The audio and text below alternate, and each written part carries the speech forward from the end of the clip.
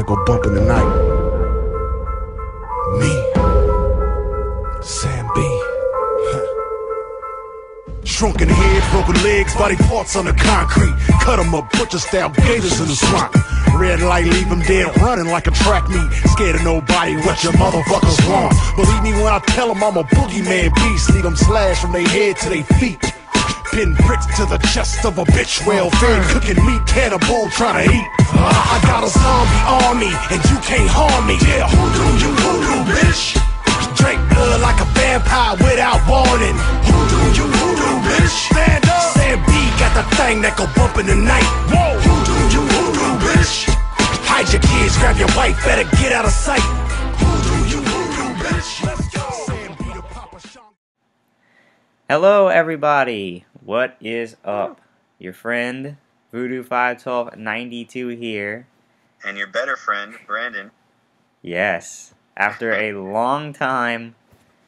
I'm thinking about calling this the resurrection of the Brew. What do you think? The resurrection, the revival, the rebirth. The redemption? No, not redemption. I wouldn't go with it. That would incite that we really royally screwed up. Yeah, so... I mean, I wouldn't say we screwed up, but we just, you know... No, but it's been, what, 9 months since we did the last... Has it been that long? Really? Well, the last one we did was June. Oh, holy crap. With 9 E3. months, wow. Didn't even feel like that long. Yeah, but... so it's been 9 months since our last episode. Wow. But ladies and gentlemen, welcome back. I hope you guys missed us, because I missed you. Welcome back to the Brew. So how have you been? You know, I've been good. I've been busy, working on school, working on the channel, being sick. I've been doing that a lot. Yeah, I've been noticing. Thinking about, you know, ways to really make the channel a lot better. And what better way than to bring back the most successful thing ever done on this channel. Yeah, I love doing this, dude. I missed it. So did I. I miss doing it because there's so much... There's been so much over the past few months that I've wanted to talk about. I know. And, like, I just haven't had someone to talk to. Yeah, my outlet for doing that and all the other stuff just wasn't there. Yeah. So now it's back. So awesome. Along without it, 9 months, and you know I had to get my fix. I think that's as long as I can go. Everybody else needs their fix too. It's just it's been Hopefully too long. We still have people, you know, that were watching it before that, you know, come back and are like excited about it. So yeah, definitely so. But it's good to have you back on here because you haven't. This is your first real appearance on YouTube in some time. Yeah. Well, I started, you know, a kind of a, I wouldn't say like a redo, but like I started up a new channel because I bought a capture card and I have a new mic and stuff. And I didn't even know you bought a capture card. It's news to me. Yeah. You didn't look at my channel?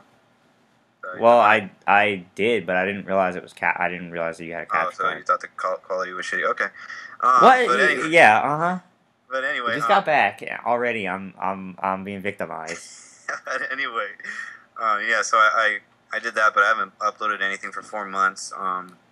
But actually, no, we shouldn't bring that up yet.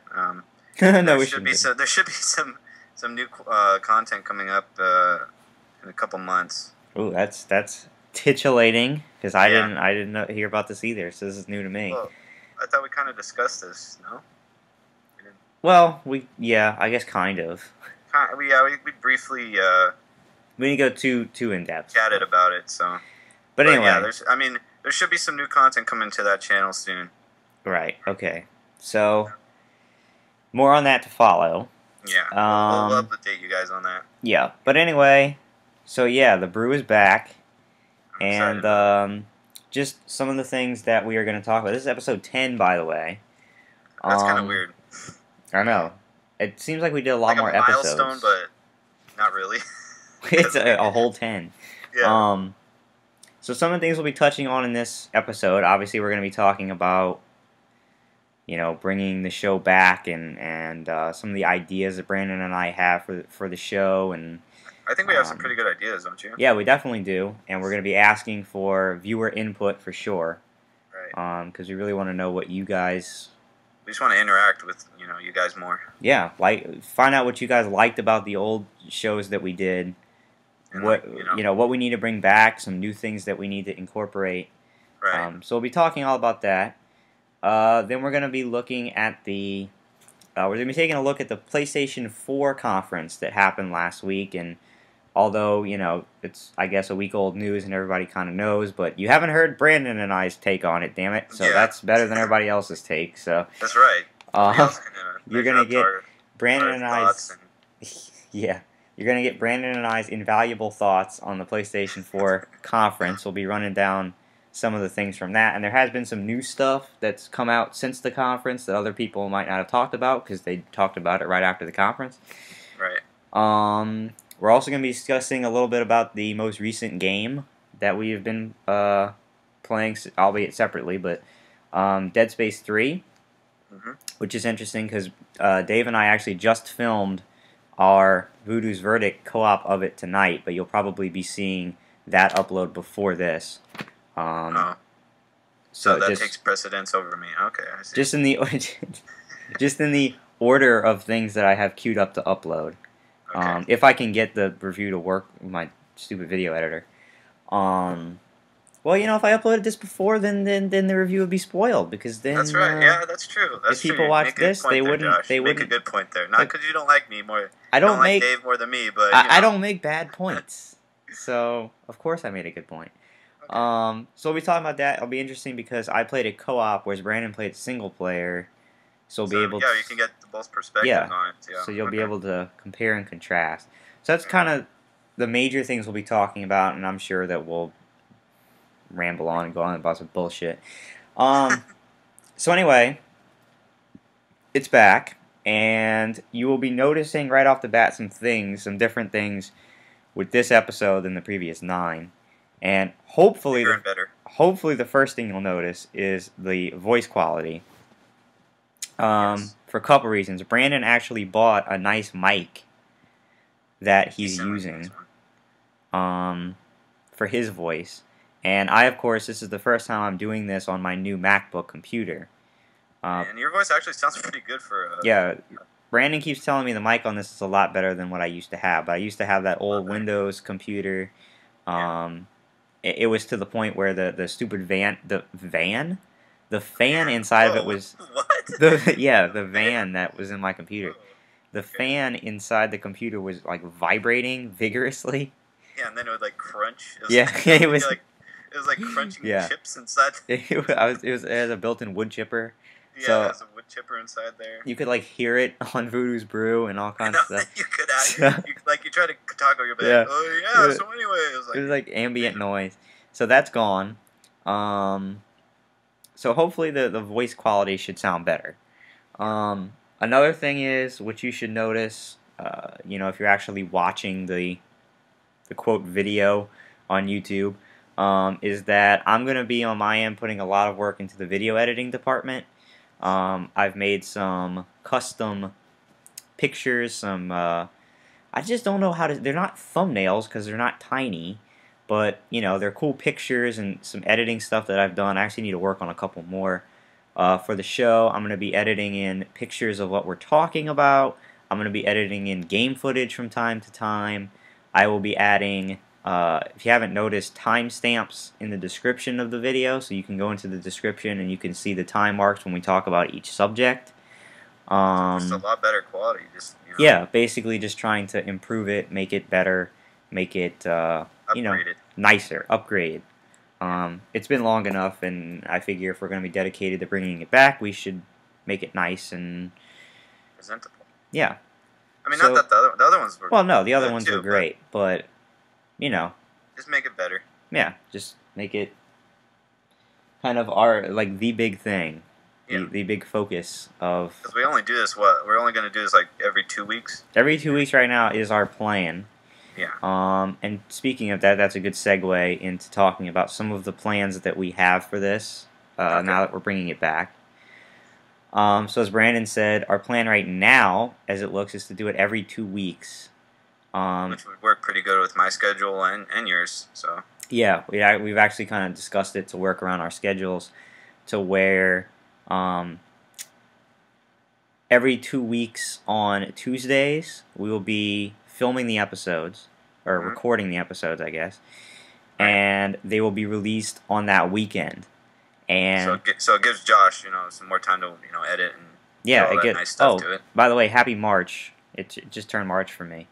Not for you. It's only 10:17 over here, so. Yeah, it's 12:17 in the morning here, so it's not March. So you're actually on a different day than I am. Yeah, I'm in the future. It's like Inception. I'm speaking to the past. I can warn him about incoming problems, and he can do something in the past to affect Brandon, it. It's okay, really. So there's gonna be this terrorist attack. Oh Jesus! Oh whoa, was that too far? I don't know. Oh, okay. But well, if it happens on me, then I'll tell you about it. Okay. So you can stop that because I don't want to be blown up. Yeah. So I don't know what I could do about it, but. Oh, we always go off the railings on this show. But what the hell was I even talking about? I don't know. I was talking about okay. So we're gonna film it every 2 weeks, right? Right. Please excuse this clicking. I'm just turning up the volume. There we go. So we can hear Brandon a little bit clearer. Every 2 weeks on Tuesdays, and uploading them on that weekend, so that gives me a few days to do the editing that I need to get done. And because usually I get my new games on Wednesdays, and so I'll be able to, Tuesdays I'm usually either done with a game or I've sent a game back. Tuesdays I'm really not playing new games. It just works really good with our schedules. I'll be able to film the episode, get that out of the way before a new game that week, and it'll give me time to upload. If I've got stuff going on, I have like 3 days to do the editing. Right. So that's our plan right now. And sounds pretty good. Sounds pretty good. I have to say. It sounds good, and I know people are laughing behind their screens because we said we were going to do every 2 weeks last time, and it started to stretch longer and longer. We're going to really try and keep it going because But yeah, we're focused on making it really good, and to be dedicated to doing it every 2 weeks. So that's the plan. Okay. And we just had some ideas to add to the show, some new things to do. One of the biggest things is actually something we were trying to get going before this big hiatus, where we would do, every week we would have a question and answer segment where you guys would post questions on the episode of Voodoo's Brew, and then on the next episode we did, we would have a segment where we would answer the questions that we got on the previous video. And that's something that we definitely want to do, because one of our biggest things for bringing this back is the viewer interaction. Right, we want you guys to be, just as involved as we are. Yeah, because that's what makes it fun for us. Because we know that people are enjoying it, and Yeah, to know people are watching. To actually talk to you guys, so. People interacting, that type of thing. And this is the perfect forum for that kind of thing. So that's one of the things we want to start right now. So right now on this episode, you can leave questions for Brandon and I to answer. It can be pretty much anything, as long as obviously it's not too personal. How big's your dick, or something like that. I don't know. That we might answer it. No. We'll have to put it in the background. Put a picture in the back. Oh God. Anyway, so here we go again. So here we go. So obviously we will read through the questions and pick the ones that are good to answer and that aren't stupid or offensive or whatever. So so you can post up questions now. So do it. Do it right now. Pause the video. Go type a question. Don't even pause the video. Just type it. Do whatever you want. Just just ask us a question. And if you post a good question on this episode, we will answer it on the next episode. So I think didn't someone post a question on your channel update or something? Oh, you know what? This would be a good time to do that, wouldn't it? I think I saw a question, didn't I? On this week's channel update? I don't know. I think it's when no, not the update. I think the announcement that this is coming back. I think someone posted a question. Let's find out. Luckily, I'm on the computer right now. Yeah. Let's find out. It's a long ways down. I gotta go through all this Dead Space 3 nonsense. Dead Space 3, blah de blah. Special announcement. A series returns. One comment. It is from Ryu Crew Games, who is a guy who has started up his own gaming channel. It's Ryu Crew Games. And he asked if Brandon is going to do his own channel, which you kind of talked about a little bit earlier. Kind of. Um, should I go into like more detail or something? I mean, we can probably answer that when we get to it, you know? Okay. But I did actually get those 2 questions when I asked about my fan mail series that I have been putting off because I was hoping to get more questions to do a full video, but I never did. Sorry, that sounded really sad, but Yeah. I've been saying I was going to answer these questions, so maybe now is a good time to do that for these 2 people. Yeah, why not? To kind of give you a teaser of how this is going to go. Yeah. So I know these were for me, but we're going to both answer them. So anyway, the first one, shut up email. The first one is, they're actually both from longtime viewers of me.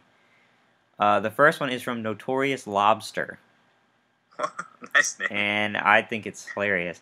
That is an awesome name. And he said, I just got into this game called EVE Online, which, if I'm not mistaken, I kind of heard about it. is an MMO? Yeah. Am I wrong with that? Okay. I think your flight spaceships in there? I don't know. I've heard of I it. think I saw something on it. But... Yeah. Okay. Sorry for these clicks. I'm just adjusting the volume as we go. It says, I just got into this game, EVE Online, so it got me wondering if you would ever do PC game footage or ongoing server games like that. Okay. So he's asking me this, and I have a very easy answer for you, and that's no, because multiple reasons. Number one, I don't own a PC. I have a Mac, and so that's the easy answer. But if what are the requirements for that game? EVE Online, I don't know. Maybe you can do it on a Mac, but most games you aren't I think for you Mac. can play some games on Macs. I don't know. You can, but the simple Mac like that I have doesn't have a lot of graphical power. The Macs are not gaming things. Yeah. That's really PC. I mean, I just know that you can play some games on Yeah, them. you can. But they don't run as well. But so that's a simple answer. Even if I did have a PC, I wouldn't have the time or the money to make it a gaming worthy PC. Right. I really don't have any way to record PC game footage. I mean, there's just a million reasons why. Yeah, it's too expensive. I'm just not going to be doing PC game footage. First and foremost, however, I don't have a PC. I've never been a PC gamer. Yeah. I've always been console, and so it's easy. So I appreciate the question. Good question. It was a good question. So yeah, I like that one. So I've officially answered it now. So I'll delete it. And this guy gonna answer this question. I know he probably doesn't give a crap anymore. Yeah, he's like. This question is actually a good segue into the PS4 discussion that we'll have a little bit later.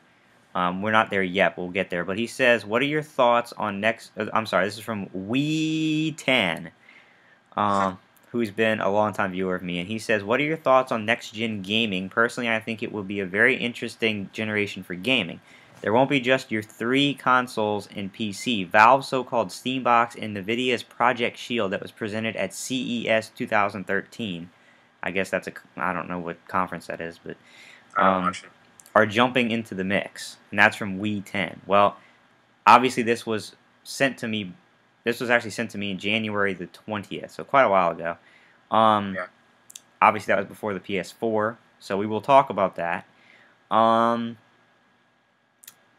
As far as the other consoles, and this is one we can obviously get Brandon's opinion on. I've heard of the Steambox from Valve. I don't know if that's meant to be a console that's meant to jump in and directly compete with PS3 and Xbox. I'm not sure. I really haven't heard too much specific detail on it. I heard it was supposed to be like, like the OnLive, or they like stream games to it.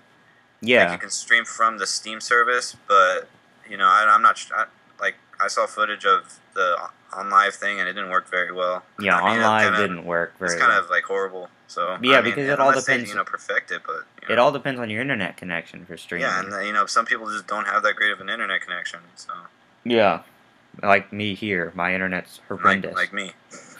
So I couldn't really rely on it. So if I don't, we'll see what the Steambox winds up being. I have not heard of this Project Shield by NVIDIA. I'm not exactly I have no clue what that is. I know they came out with that Ouya thing. Oh yeah, the What the hell is Wii? I don't even know how you. I don't know. How Now you I'm say it, thinking but about Dishonored. It was when like he does the it was little. like kind of Flash games, kind of. It was like Java. Was that made and, by like, Nvidia? No, it was made by like Oh, an okay. independent company. They got like Kick Booster. What was that called? Kickstarter. Kick Boost. And they made that, and I guess it was just like you can play Minecraft and you can play some games on it. But I mean that looked okay. I wasn't really into it, but Yeah. So I don't know about that. What I can tell you is what I think. Is you're saying that it's not going to be just the 3 consoles and PC. I really think that it's going to be less. I think it's going to be the 2 consoles and PC because I don't think Wii U has a chance in hell. Oh no. Of competing. I mean, they really fucked up. I mean, yeah. I'm sorry, Nintendo at this point, and this is just my honest feelings on it. I think Nintendo and the console market is done. I really think that with the Wii U, they're going to be done because. You really think so? Yeah, like I do. I think they're going to go the way of Saturn. I mean, wow. Because they just refuse to. They just want to do their own thing. They want to do their own thing. They don't care about what other people want. And just think about it, dude. Like, they're getting third-party support, but who is going to buy third-party games on the Wii U? Yeah, when you can just get on a PS3 or an Xbox and well, not even that. You're already familiar with the. Now there's going to be PS4 and the new Xbox. Huh? I said now there's going to be the PS4 and the new Xbox. Yeah. And that's going to. They look. I mean. It's going to kick the shit out of Wii U. Yeah. I mean, just from what I see, it's it's pretty. It's going to be a tough sell for Wii. The Wii U is already doing balls. Yeah, I mean the launch, and I haven't heard anything since. That they had that big launch, and I haven't heard. Yeah, and that's it. And no one's gonna buy. No one's gonna buy third-party games on the Wii U because all of these third-party companies have contracts with Microsoft and Sony now. And they'll get special, they'll give incentives to players to buy it on their specific console. There will be absolutely no advantage to buying a third-party game on the Wii U, and their first-party titles are going to be the same shit they always have been that people are so sick and tired of playing. Mario and Mario Kart, Zelda. Super Mario, and yeah, I mean, it's just, in my opinion, this was it for Nintendo. I think the fact that already the sales are horrible, and we're about to have the new consoles from Sony and Microsoft, I just think they're done. I don't. Yeah, I mean, they're either done or they're scrounging for any type of comeback they can get. I just don't think it's gonna happen. I think Nintendo is going to exit the console market because they can't hang anymore, and I think it's gonna leave the door open for a new company, similarly to what Xbox did when Sega stopped. I mean, Sega had the Dreamcast, and then they kind of just got out of the console market, and Xbox kind of stepped in, and now they're the new dogs in town, I think, and people think it's crazy. People would have never thought Nintendo would not be a competitive console, but nobody thought that about Sega. I mean, look how popular Sega used to be. Yeah. With the Genesis and all that, and guess what? They're not in the console market anymore, so. Yeah, I mean, it's sad. I mean, I used to play a lot of Nintendo, but, Yeah, but they don't keep up with the times, and they never evolved their games. They just tried to make gimmicky consoles, and never evolved the games to be any more than Mario and all the other stuff. So yeah, I think they tried to take a step into the more hardcore gamers, and they failed with Zombie U. Nobody liked that game because nobody liked it. Too hard to play. So, I mean, I know you're saying that it's not just going to be the 3, but I think it's going to be less, to be honest. I think it's going to be the PS4, whatever the new Xbox is called, and PC, which, in my opinion, is struggling too. Yeah. I mean, it's still there. The PC market is still very much there, but I think that it's struggling just based on the amount of money how expensive it is that you have to pour into it, whereas you can do a one-time payment on these consoles, and who knows, these next consoles might last 10 years. Oh, yeah. With the capabilities they have, and considering that these consoles are, 7, 8 years old, and they still have power left in them. Mm-hmm. So, yeah, okay, but it was a good question. Got us talking, and thank you, Wii 10, for that question. Yep. So, there you go. That's kind of how it's going to go. If you guys leave us good questions like that in the comments of this video, in next episode, we will answer them for you just like we just did. Yeah, I mean, watch our episodes be like 3 hours long, so we can, No, that's another delve thing. into these questions. We're gonna try to keep our episodes. Now, keep in mind, we will have special episodes. Like I'm sure we'll do another big E3 episode this year. Yep. We're not limiting that, probably, because there's gonna be so much to talk about with E3 and stuff. But for the normal episodes, we're gonna try to keep them around 90 minutes, or at least no more than that's our that. goal. Yeah, that's our goal. Somewhere around there to not go too far. But yeah, other than that, some other segments. If you guys have any ideas for us for new segments that we could do on the show, like an every show segment that you'd like to see us do, leave it in the comments. Leave us suggestions. We'd love to hear them. Like stories like of school, or I don't know. So, have you seen Ellen? Ellen DeGeneres. Have you seen her show? Like her TV show. I don't watch it regularly, but like, have you've seen it? Like, heard of it though, right? Well, yeah. Yeah, she has like certain segments. Like, she calls one like Clumsy Thumbsy, and she shows like these text messages that people send, and they're like hilarious, dude. I love. Yeah, or maybe we could do like YouTube comment of the week or something like that. Yeah, something like that. Something cool like that. That'd be cool. Where we each pick the funniest or the stupidest or the trolliest. That's not a word, but you know what I mean. Now it is. Now it's a word. Yeah, now it's a word. It's our word. Trademark it. The trolliest comment that we get between episodes, and we do a segment where we read them to you and publicly ridicule kind of respond to them. Whoever sent them. Or if it's like a really funny, really witty comment, congratulate them. Yeah. You got us. You got us on that comment. Yeah, or something that give you some props. Was just really funny. Maybe the comment of the week will come from the previous episode of the Brew. You just never know. Yeah, maybe. So something like that. If you guys have any other ideas, just let us know. We'd love to hear them. Yeah. And kind of an ultimate idea or goal that we'd like to have, that we'd like to get to, and this is going to be based a lot on viewer interest as well, because it won't really work without viewer interest, is for us to eventually start live streaming the show. And basically, I have an account on Ustream, and I actually had to download a little peripheral to it so that I can actually stream my computer screen. Okay. But what could happen is Brandon and I could get on video call if our internet will allow it. Yes. And we could stream the two of us doing the show on every other Tuesday. And this opens up a lot of possibilities because, number one, you guys get to see the show like 3 to 4 days in advance. Yeah. Because, like I said, we won't be putting them out till the weekend. So that's a big incentive. If you want to see, you got some time on Tuesday nights, you want to see the show early, you can do that. It will also give us the opportunity to have live interaction with the viewers. Yeah, you guys will instantly be able to communicate with us, which is really cool. Right. So if we do start live streaming, obviously one of the, we could continue to expound upon our segments. Like for the Q&A, we can have a few live questions that people send us live and we answer. We could maybe even do a segment where we just pick a random person in the stream and give them a call on Skype.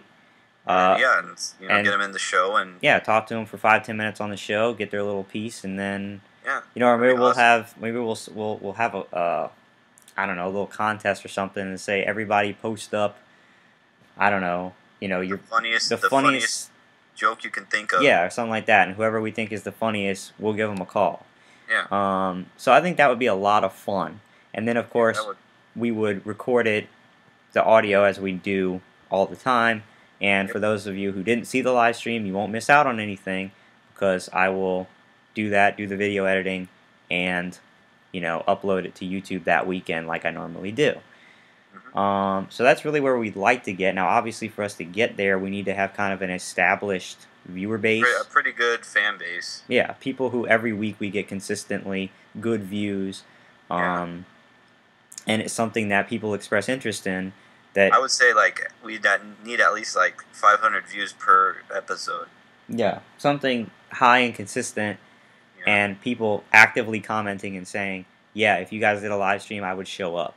Because obviously, if we do a live stream and no one's there, what the hell's the point? So we just might as well just do it. We might as well do it like this. So hopefully that's coming. But again, that's going to be highly dependent on you guys and, you know, your participation. Right. You guys can make it happen. If you comment, tell us that you want to see it, that you'd be interested in doing it. If you watch the episodes, then we can do it. If you don't, well, oh well. We'll still have fun doing this. So. Yeah, it is what it is. So that's kind of an ultimate goal that we'd like to achieve. Yeah, that'd be awesome. So that'd be like a really big, I'd say like a really big milestone. Or yeah, that would be awesome. That would be. Yeah. I think that'd be the highest point we can get with this. Probably so. That would be a hell of a lot of fun. I would look forward to doing it every week. Yeah, I would too. No question about it. It would be definitely the highlight of every 2 weeks for me. So, I guess that's kind of everything we needed to touch on as far as bringing the show back and, you know, all that jazz. Plans and stuff that we have for it. Yeah. So what I think we should do now is talk a little bit about the PlayStation 4. Okay. This was announced obviously last week at a 2-hour, mind you, Sony press conference, and let me just say I'm freaking stoked for this console. So Brandon is stoked. I'm stoked. Optimistically excited. Now, there's good things, definitely good things about this console. There's things that I'm not crazy about, to be honest, that we'll have to see. But I have some notes on the conference, so I guess we'll just kind of go through them briefly. We're not going to go too long with this, but you know, kind of give our thoughts a little bit on the conference and some of the things that have been announced since the conference. Okay. So obviously they started off the conference by announcing the PS4. You know, big surprise. Not actually showing the PS4, but you know, right, not showing it. I'm sure that they don't have the final model yet. Yeah. But they actually started off really well because what they basically did was talked about how, because I'm sure all PS3 users have have the knowledge and the experience that the PS3 was extremely difficult for game developers to write games for. It was a very foreign. Very, very apparent in Skyrim for PS3. Yeah, well, Skyrim was one of the big examples of it. There were some other games that I know just didn't run well on PS3, but it was like foreign hardware. Yeah. And the game developers just weren't used to developing for it, and it caused people a lot of problems and actually limited a lot of game developers in what they wanted to do because they didn't know how to write it. Right. Well, they started the press conference by saying when they were designing the PS4 that the first thing they did was go to the game developers and say, you know, how do we need to structure this thing? What do we need to put in here so that you guys are not limited by the hardware and that you guys can easily write for it and do whatever you want? Very good idea. And to me, that shows a real understanding on Sony's part that they're finally understanding and listening. Yep. And saying, we need to do something about this because, and admitting basically that they screwed up with the PS3. That's a good start because, you know, the people watching, you know, that's really good to hear. Well, it's always good to hear people admitting when they were wrong and owning up to it and saying that we're going to fix it. We're going to listen to you and we're going to fix it. So basically it was by the lead architect of the console who was giving this speech, and he said that this system basically has a PC architecture. Which is similar great. To the Xbox. Right, because that's what Xbox had, and that's why nobody really had too much problems writing for the Xbox, because it was like a PC, and people have been writing games for PCs for years. The thing has 8 gigs of RAM. That's as much as my laptop. Now, that's freaking awesome. The PS3 had 512 megs of RAM, and we know what that system was possible of. So, I don't know how many fans are going to have to install in this thing. I don't know how much it's going to weigh. I mean, but anyway, the hardware of it looks really good, and I'm very pleased that they made it easy for game developers to write games. That's a big deal for me. That's a big plus for me. So then they went into and they talked about the new controller, the DualShock Yeah, 4. Yeah, that's probably one of the only things I wasn't, too excited about. Well, there's good things I think about it, and there's one bad thing. The good things about it are, well, basically to run it down, it looks similar to the normal PS3 controllers. There's no longer a start and select buttons. It's a share button and some other button that I kind of forgot what it was. It's got this huge frickin' touchpad in the middle. Yeah, well, there's the big touchpad, but other than that, it kind of looks the same. Now, some of the good things about this controller, okay, was, again, they borrowed ideas from the Xbox controller, because I think that, not everybody, but in general, people tend to feel that the Xbox controller is a more comfortable controller to hold and use. Well, I thought the Xbox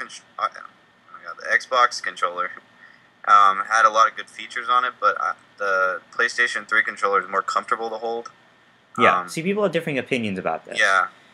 I mean, obviously, if you're a career PlayStation player, then you're going to like that controller, because the Xbox controller is a lot bigger, bulkier, and it's not going to feel right.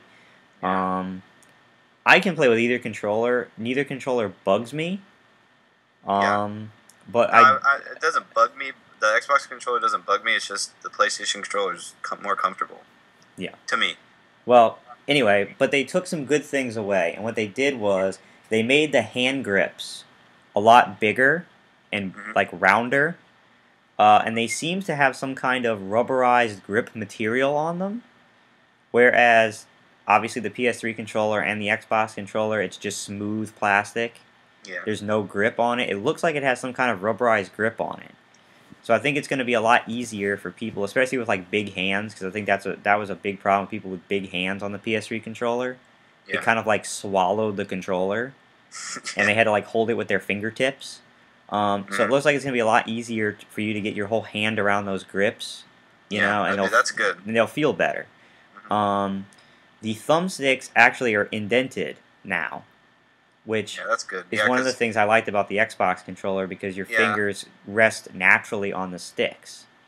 Because on the PlayStation 3, it kind of slip off. Yeah, because they're concave, or convex. Right. Sorry, I get those mixed up. They're convex. You know, your fingers don't really rest on them naturally. Right. So they did that, and then the R2 and L2 buttons, which was a big complaint, at least for me, with the PS3 controller. I hated the R2 and L2 buttons. I thought that they were just... I thought that the PS2 controller, they were fine. With this one, I don't know. I didn't like them. Every time you set the damn controller down on something, it would press the buttons, and they just didn't have much resistance to them. They were just kind of like flat. Yeah, I never really had a problem with it, but... Oh, well, fine. Fuck you. Yeah. Anyway, I didn't like them. But on this controller, they've actually, similar again to what they did with the Xbox controller, they made the L2 and R2 buttons like curved up and like triggers.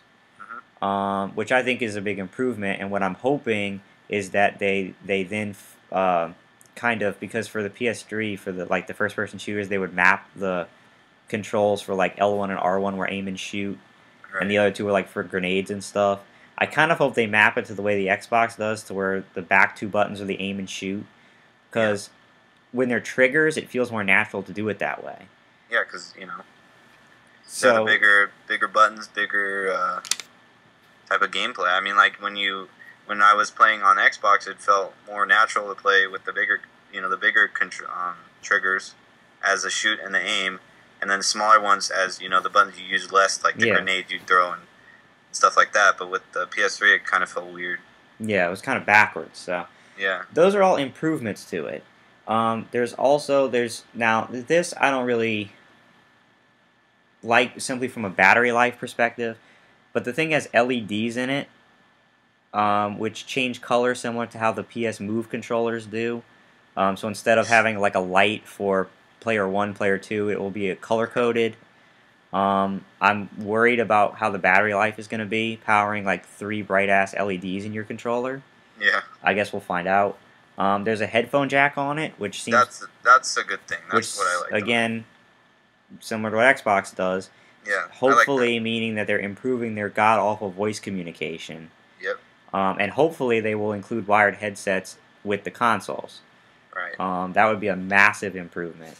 Instead of that stupid Bluetooth technology and Right, which is horrible. hated that. Brandon and I talked over Skype when we played on we didn't even use PS4 because it was easier. The Bluetooth over. That's right.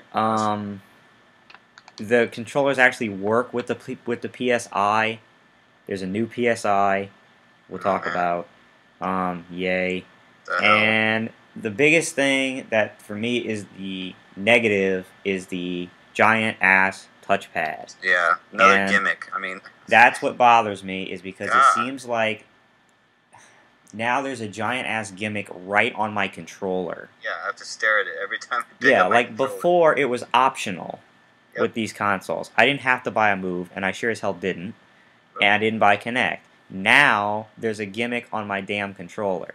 And what I really feel like it's going to go is going to go the way of 6-axis, to where everybody's like, oh, look, it's this great new thing. They're going to use it in the first couple of games, and then no one's going to use it anymore because it's stupid. Right, it's just going to be an ugly reminder of what used to be. Every single day for like the next 10 years or however long the PS4 is out. I don't like it. No one bought the Vita. So why they thought it was a good idea, I guess they're like, well, god damn it, we made this technology and it's not getting sold on the Vita, so we're going to stick it on our gamepad. Yeah, they're probably going to like be selling a patch you can put over it so you don't have to look at it. I don't want it on my gamepad. I know that sucks, but what are you going to do? And I know that there's going to be stupid parts in games that are going to use it, and it's just going to be dumb. Okay. Touch your gamepad to move the rock over, like. You're going to be playing God of War and to be like, rub your finger over it to give her an orgasm. Gently rub it. It's just going to be dumb. So, that's on there. Whatever. The new PSI, it's got 2 cameras now. Wow. I don't know why. And it's now in a little bar, similar to like the Wii U motion bar. Yeah. It looks small enough, but I really pray to God that it's not required for use. Because it's already a pain in the ass trying to haul consoles from like my apartment to back home. Seriously? Now I'm going to need my own like U-Haul to start moving all the shit I need. It's even kind of a pain to take my laptop anywhere. Yeah, and now I'm going to have to bring the damn console and the controller and the games and like 10 extra batteries for the controller, and because it's got a touchpad and LEDs, so it's going to last like 2 hours. And I got to bring the stupid ass PSI, and I don't know. It's just going to be a pain if they make it required. So I really hope. It's a pain already. And I mean, I don't know why they made it. No one buys the Move. They should have just abandoned it. I wish they would have. So they could just save their money and everybody's time. But no. No, they had to add it.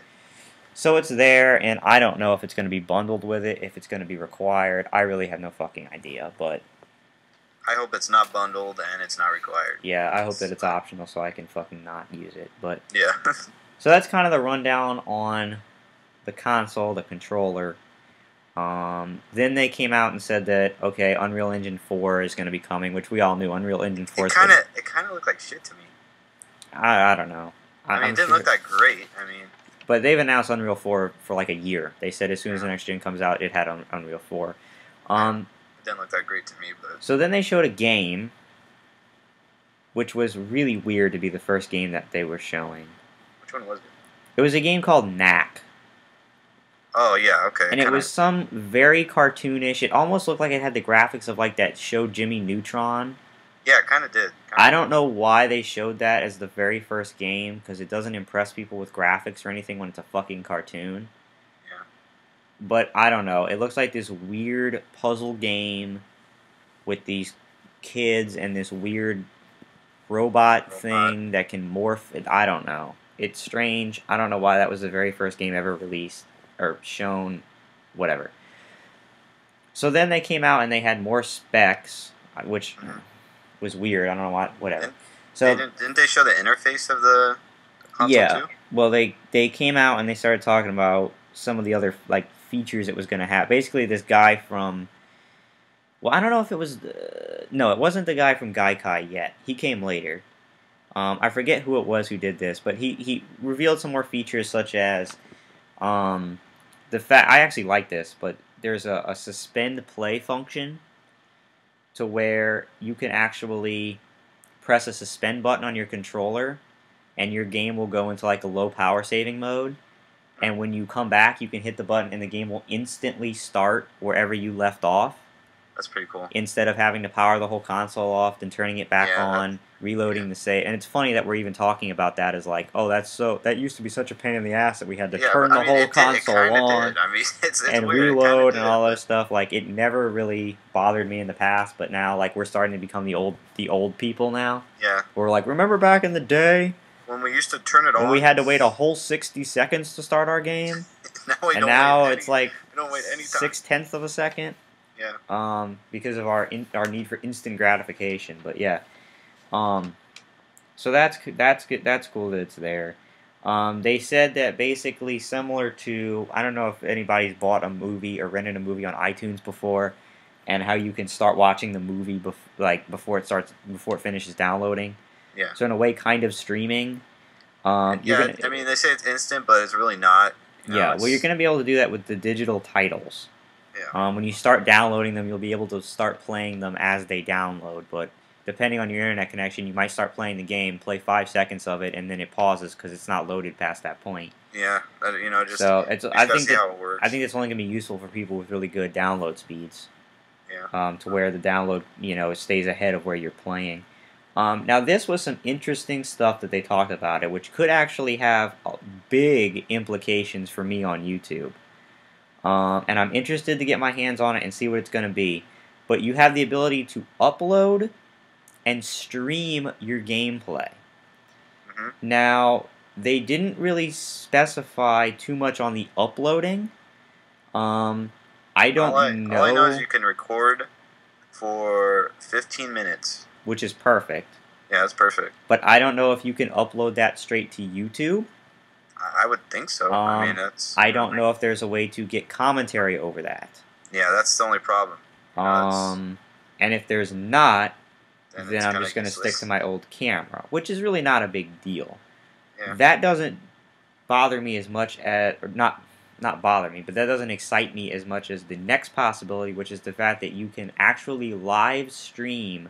Yeah, that's awesome. Gameplay on Ustream. Oh, it's on you. I thought like your friends could watch. No, it's actually on Ustream. Okay, that's cool. So that's big time, because if you can do that, then there's a good chance that on games I play on PlayStation 4, I will actually live stream them while I'm playing them. Maybe not for all games, but for some games, and definitely when I do like multiplayer and stuff like that. Although that might be hard with the internet, straining it with not only online gameplay but streaming it. I'm wondering. I kind of have a bad feeling that there's going to be a minimum internet requirement that you must have before it lets you stream, and I feel like the internet here at this apartment is not going to meet that. So I may not be able to do it. But then again, like, I think they would try and, make it to where it would work to like a low standard, so more people could do it. More people could use it. I don't think they'd kind of. You would think. Make it, huh? You would think. Yeah, but they need to they need to go into it more specifically. Yeah, they need to. I have no doubt that they will. I think this conference was just kind of introducing everybody to it. So that's something I'm definitely going to have my eye on and look at it. Mm-hmm. There's another thing that they announced that this is one of the things, to be honest, I don't like. Is that they said that the console is basically going to like keep track of the games that you play. And it's going to like basically, quote, find out what kind of games you like. Right. And based on that, it's going to, they said that the console's actually going to preload content onto your system based on what you like. Like, what the hell? I have problems with this on a bunch of different levels. I hope you can shut that feature off. I mean, well, you could just go offline. I hope it's not just there and you have to deal with it. Yeah, but, okay, there's a lot of problems I have. Because first of all, the console's not going to know what you like. Okay? Right. Just because you happen to play 2 first-person shooters in a row doesn't mean that whatever the next first-person shooter out, you're going to want it. Okay? And That's going to take up a lot of hard drive space. I know. Like, you're going to turn on your console, and all of a sudden your damn hard drive is going to be full because Like, sorry, can't turn on too much content. Yeah, the thing download. I don't know how much memory this thing's going to have on it. You know? Yeah, they didn't say, did they? No, they didn't say the like how big the hard drives were going to be. They didn't announce the models. Okay. So unless this thing has like a terabyte hard drive, yeah, I don't want them preloading content. right. Because they don't know what I like. They don't know what the next game I'm going to buy is. I don't know why they felt the need to do that. But like what? Like preload it, but you haven't even bought it yet. So yeah, well, I think that plays into something we're going to talk about later about how all their games are going to be downloadable. To where they'll download it and you'll just pay the $60 to unlock it and you'll have it right there. I don't know. Oh man. But yeah, so they talked about that, and then they had a guy come out from this company called Gaikai, who was recently bought by Sony. And what it seems like's happening, and I'm excited about this because it needs to be done, is it seems like they are working hand in hand with the PlayStation Network to basically make it awesome, which they need to do because, in my opinion, PSN was just not good with the PS3. It wasn't user friendly. It wasn't user friendly. The online, you know, just simply playing a game online with your friend was not an easy experience. Nope. There was no party system. The voice communication sucked, and of course, the big thing that happened was the fact that it got hacked, so it wasn't even secure, and the damn thing didn't even update until like 8 p.m. on a Tuesday night, so while everybody else was enjoying their content because it would be put up on PC and Xbox at like 8 a.m. on Tuesday morning. You couldn't even get your content until Tuesday night. But it seems like that they're going to partner, and they talked about some stuff. He talked about like how Gaikai was basically a cloud network, and there was going to be cloud gaming, which again I assume is related to downloading the games and stuff like that, and playing them while they download. Something that is actually pretty cool that they announced is that you'll be able to try games. You'll be able to basically do a free demo of any game that you want before you buy it. Similar to, you know, the OnLive, where you could kind of play like 30 minutes of it and then you'd have to pay for it. Which is really cool because you actually get to have the gameplay for a trial period and find out if you like it and you want to buy it. That's actually pretty cool. Yeah, I thought that was cool.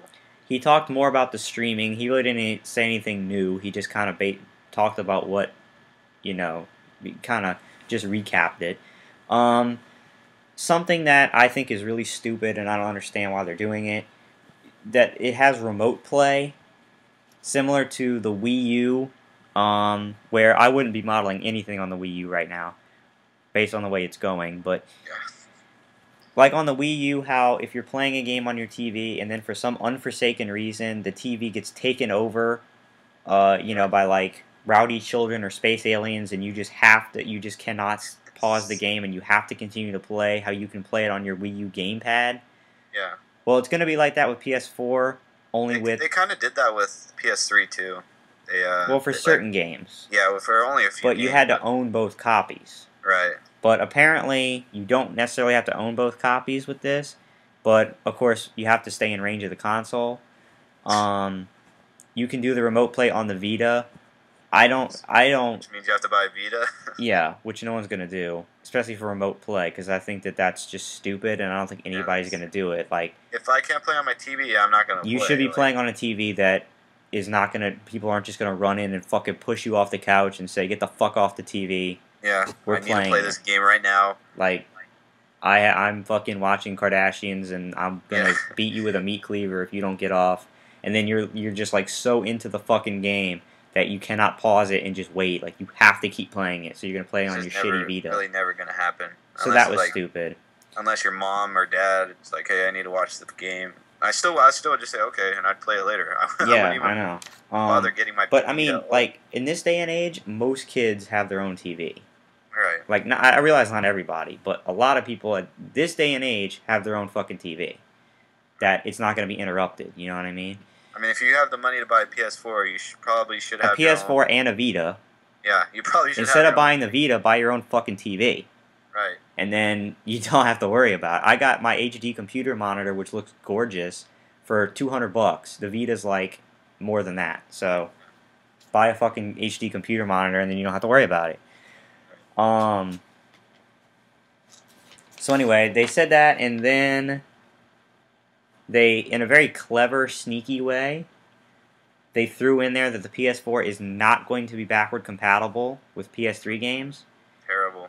Which I'm not really surprised, considering that they redesigned the entire architecture of this console.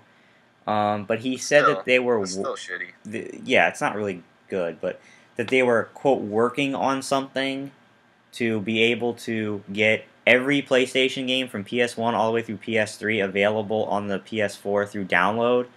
My issue with that is, are you gonna have to? Are you gonna have to rebuy the fucking game that you already bought once? Yeah, that's nice for them.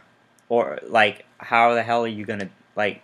I'm not rebuying the same fucking game. Work around this by making you pay more money. I'm just gonna keep my PS3, which can already play PS1, PS2, and PS3 games. Well, mine can't, but. Well, the newer models can't, but the older models can. I can still be able to play my PS3 games. Yeah. So like, what the fuck? But anyway, that's kind of dumb. But not really surprising. I mean, that's the sacrifice they had to make so that PS4 games don't run like shit. So then they finally went into some games. And the first... This is what pumped me up here. Yeah, the first thing that they showed was another new Killzone called Killzone... The graphics look awesome, but Killzone not my favorite franchise. Yeah, it's Killzone. It's called Killzone Shadowfall. So again, it's not even like part of the series. It's not Killzone 4. It's kind of a spin-off. Yeah, again, this is the first game that really showed off the graphics, not that fucking knack thing. I don't know why they... I don't either. But it looked amazing, okay? The graphics. Amazing. Gameplay... Which all Killzones have looked great. Yeah, they have. But gameplay, it looks like a fucking first-person shooter. Yeah. It's going to be Killzone, okay? Which, okay, but not great, right? Yeah. So they showed that. Then they showed a new driving game, which... looks pretty cool. I mean, I'm not a driving fan, but that game looks pretty cool. Yeah, if you're a racing fan or a car buff, this is probably going to be your wet dream, okay? Yeah. The game is called Drive Club, and apparently it's been in production for like 9 fucking years, okay? They said it's been a dream of theirs for like 10 years. And they've actually patented the name like 10 years ago or something. Yeah. But what it is it's basically, like I said, a car buff's wet dream. Because they've been working on this for so fucking long. It was so funny. I was sitting there, I was like laughing to myself, like, listen to this guy explain it. Yeah, this guy was like getting off. We put so much detail into it. You touch the carpet and it changes the direction of the lighting. And then you touch the engine and it shows all the, like, this guy was like about to cry. And then you stick your dick in the gas tank and it blows up. Yeah. But so it's basically this game where these people went and looked at all like the top end sports cars in the world, and they put them into the game. And it's a racing game, but it's a first-person racing. It's like a social. Yeah, it's a social racing game. It's a first-person racing game. But he was talking about, like Brandon said, about how like they put so much work into it that they actually put coats of paint into the thing, like 9 layers of paint.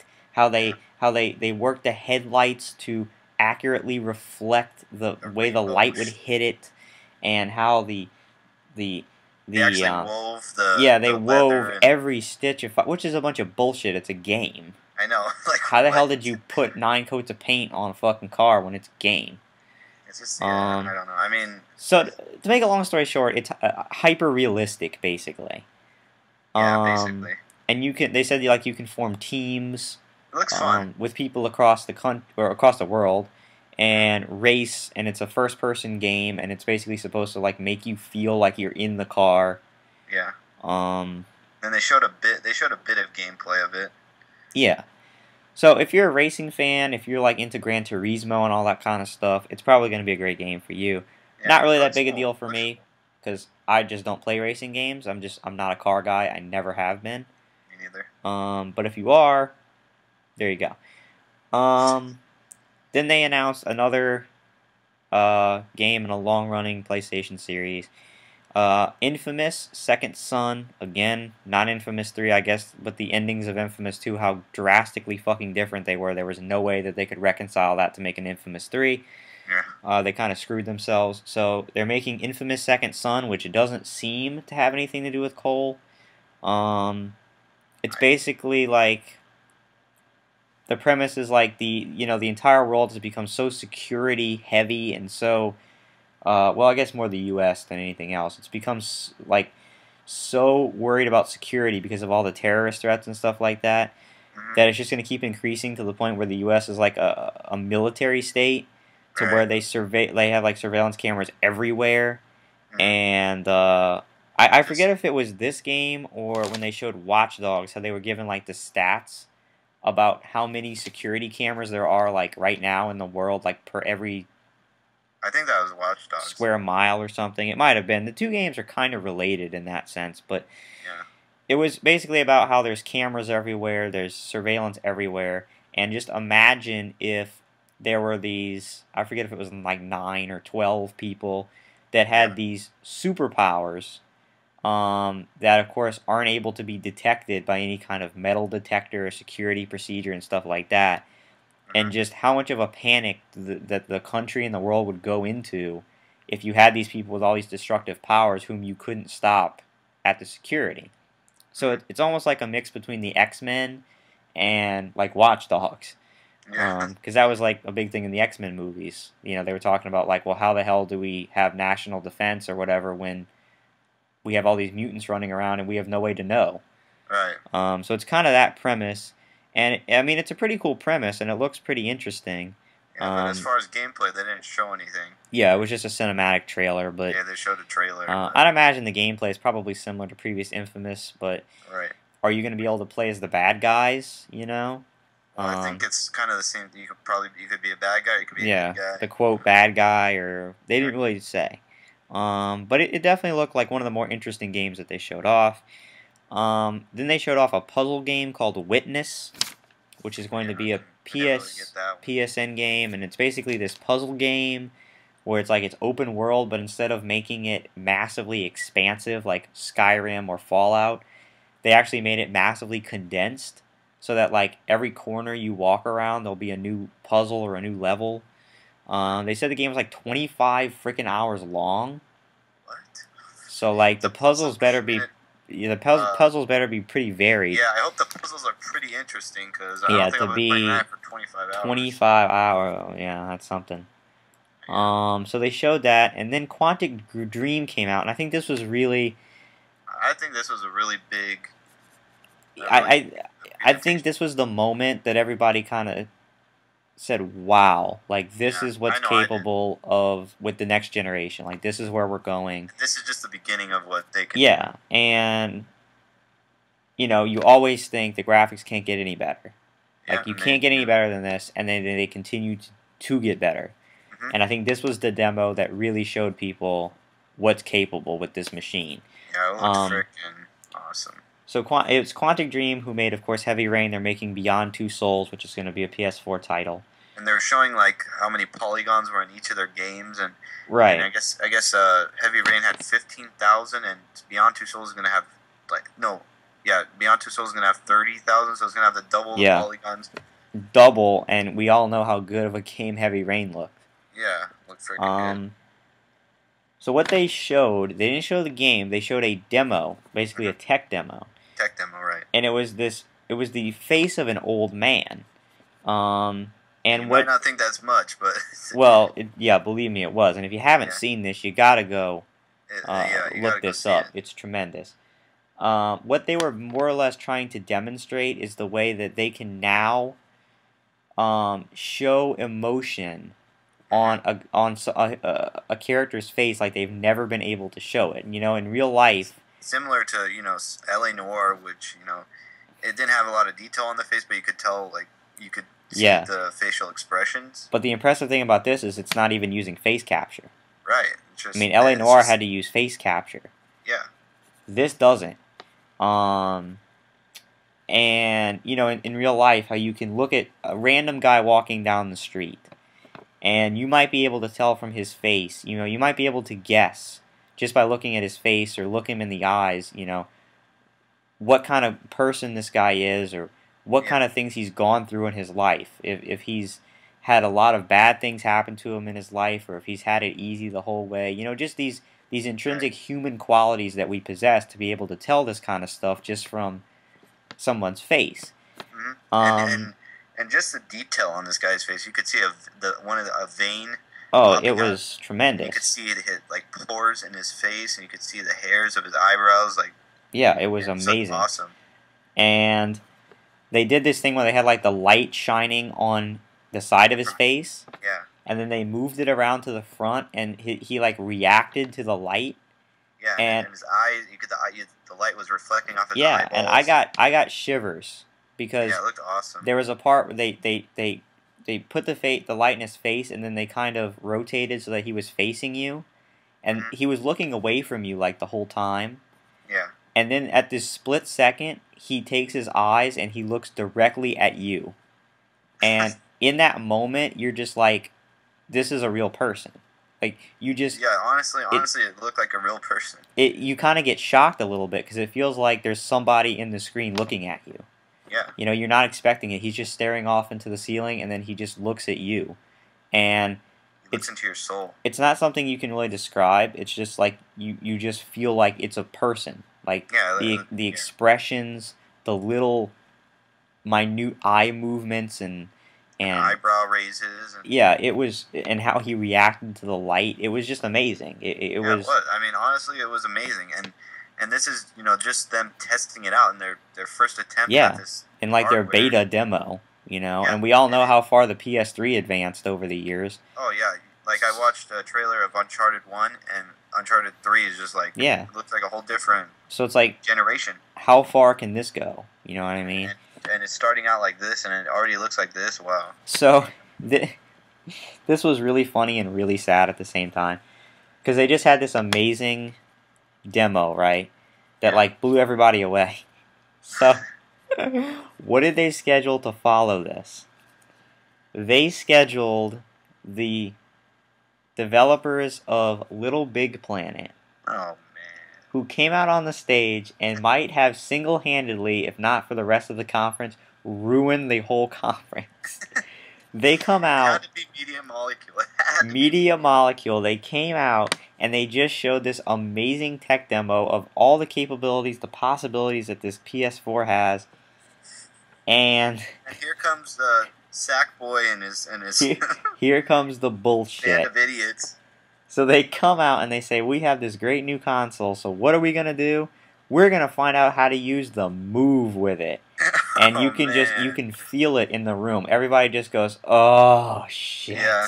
Son of a Here it comes. These guys had to come. It was sooner or later. Not only was that bad enough to try to follow that demo, right?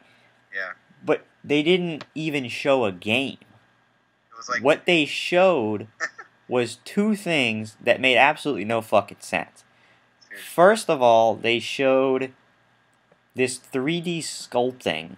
How you could take the PS Move remote and sculpt things in like 3D on the screen. Right? Why a gamer would give a shit about that, I have no idea. If you're somebody who happens to be a sculpture or an art major and you also play games, great. But if you're not, then what the hell is the point? There is none.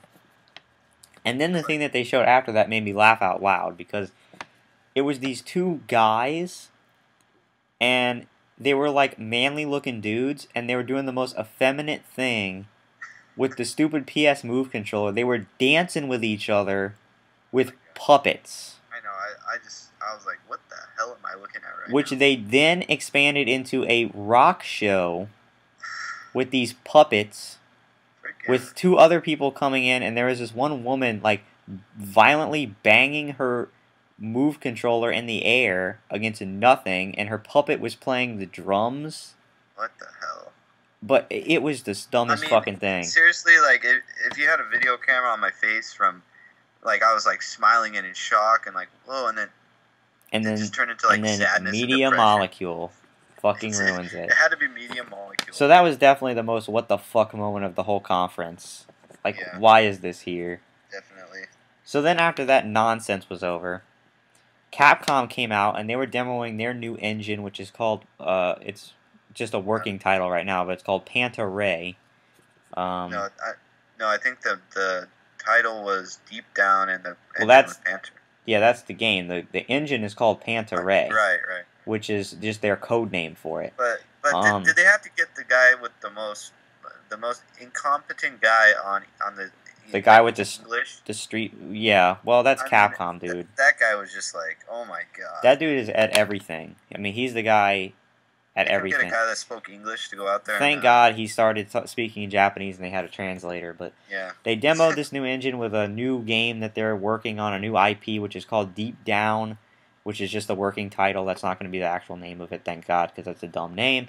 But it was basically like a knight fighting a dragon, which is kind of generic. Now, I don't know if they're trying to screw with us, and because the graphics looked amazing, but I don't know if it was just they're trying to act like that's the gameplay, but it was actually like a trailer, you know? Yeah, I don't know. It kind of looked like half gameplay. Yeah, but then it didn't. But so it kind of looked like a trailer for Skyrim. Yeah, I mean, a lot better graphics. Well, yeah, but I mean, like a knight fighting a dragon's kind of generic. So yeah. Anyway, I think the point was to show the engine. Right. Square Enix. It looked amazing. I mean, if that was the actual engine, it looked. Yeah, it looks tremendous. But Square Enix came out. They talked about their new engine that they're working on, Luminous Studio.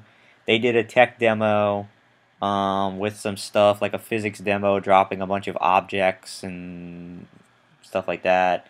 Nothing really that big. And then this guy randomly comes out and goes, "Oh yeah, watch for E3 because we're gonna have a new Final Fantasy." And everybody's like, "We don't give a shit because Final Fantasy 13 sucks. So get the fuck off the stage." And 13-2. And they're making 13-3 also. Yeah. That's a joke. So that was stupid. He should have just left. And he should have never come out. I don't know what the point of that was. And then they came out. They showed a never before seen gameplay demo of Watch Dogs. The game still looks amazing to me. Looks really good. I really can't wait for that game. I think it's going to be fantastic. Showed the guy basically running through Chicago, using his hacking into people's cell phones to figure out the probability that a crime would happen, and then following it, and the crime did happen, and he chased down the criminal and beat the shit out of him.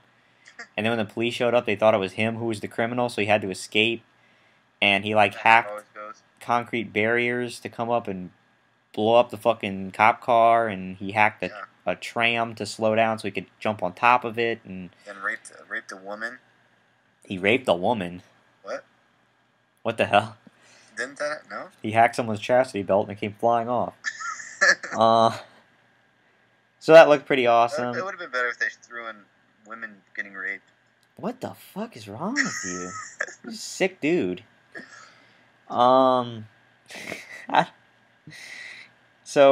then they had my second nominee for what the fuck moment of the night, when Blizzard comes out and possibly gives us the biggest cock tease ever. Yeah. Because they come out and they give the hint, basically what they're saying is that Blizzard is coming back to consoles with a new IP. But that couldn't be further from the truth.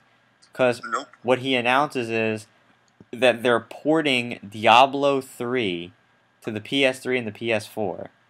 To which everybody goes, nobody gives a fuck because we didn't even like Diablo 3. I would laugh at somebody in the crowd like, "Get the fuck off the stage, asshole!" Nobody even liked Diablo 3 who played it on PC. Now the game's going to be like 2 years old, and they're porting it to PS3 and PS4 to be a co-op game. Wow. Nobody gives a fuck. So why that was at the conference, I don't know. Like, the conference could have not been 2 hours if they had just hadn't put a bunch of bullshit in there. And then the final thing to end the conference, which I felt was kind of a weak closer, but Bungie came out because they're coming back to PlayStation now because they're basically pissed at Microsoft. So they're going to stick it to them by making games on PS4. But, of course, they like their money, so they're still going to make games on 360 too. And they showed off some more of Destiny, which is their new first-person shooter, which continues to still look like Halo. Halo, yeah. And they didn't really say much about Destiny. They just showed another fucking trailer. So that's basically it for the conference. It was 2 hours. E3 conferences aren't even that long. So, Josh, if you had to rate this conference on a scale of 1 to 10, and all the stuff they showed you so far, what would you have given this conference? I would probably give the conference an 8. That's Because I think they did a lot of good things, and people are bitching. They're like, well, we didn't get a price point. We got to understand that they still want some excitement about E3. Yeah. Because if they tell you everything now, then there won't be any excitement at E3. And they probably haven't decided on the price point yet. Yeah. They haven't probably decided on, that kind of stuff yet because it's still early. They still have like almost a year. Right. So I would say it was an 8. I hope they don't overprice it again. I really don't. I think that they'll learn from their mistake. I'm thinking a good price point would be between 300 and 350. Yeah, well, we can hope that it's that low.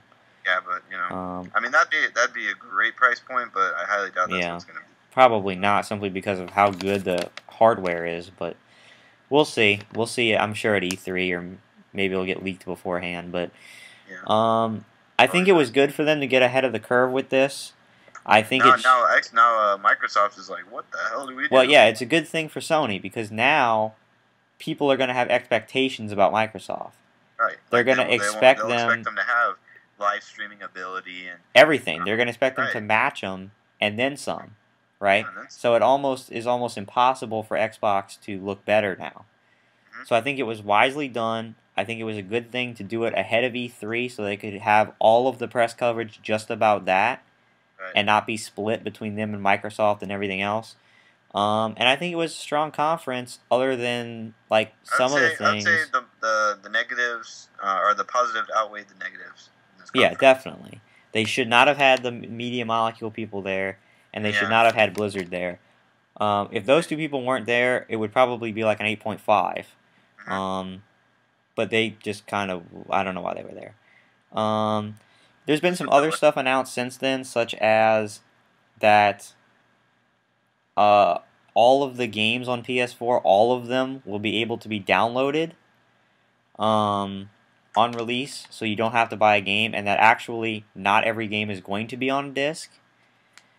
Wow. Only some of them will. To me, that's asinine, and I don't like it at all, because to put it into perspective, Uncharted 3 on PSN is like 45 gigs. Oh my God. First of all, if you don't have a blazingly fast internet, it's going to take you 3 days to download that.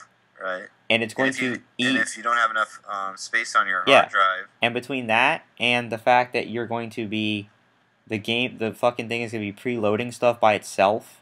Right. Like, how big is the CPU on this thing, or the hard drive going to be on this thing? Well, we don't know. Like 2 how terabytes? Much space that preload thing's going to take, but yeah, I don't know. But help at all. If you have to download a fucking game that's 45 gigs, right? Like, I mean, and you don't have a choice because they don't have it on a disc. I'd rather go buy the disc. I'd rather go out of my way and buy the disc. And basically, what that means is that if that's the case, I'm not going to be able to play most of them because I play most of my games through GameFly. Right. GameFly won't exist if that's the case. GameStop probably won't exist if that's the case because they sell fucking games. How are they going to do collector's editions of games? I don't think they will anymore. Is that something you buy separately and they ship to you? Like, probably. To me, that's probably just have to download it. That's just asinine. There's absolutely nothing wrong with going buy a Blu-ray disc. Yeah, I don't care. I mean, so that's actually kind of fun going and buying it. Yeah, that also takes the excitement out of like waiting in line for midnight releases and shit. Right. It's like, oh no, the game's out now. Hit download and wait 4 days. For it to download, and you just can't get on the internet for 4 days while it's downloading this. So I really hope that that's not the case, and that if they want to make every game available for download, that's fine, but also make it on a disc. Right. You know, people enjoy the experience of going and buying the game and actually having a hard copy of it. And believe it or not, well, and also you won't be able to borrow games anymore. Yeah, that they're trying to get rid of used games. Yeah, used games and borrowing games, and believe it or not, some people actually still don't have internet. And you're saying that people who don't have internet shouldn't even bother buying your console because they won't even be able to play most of the games?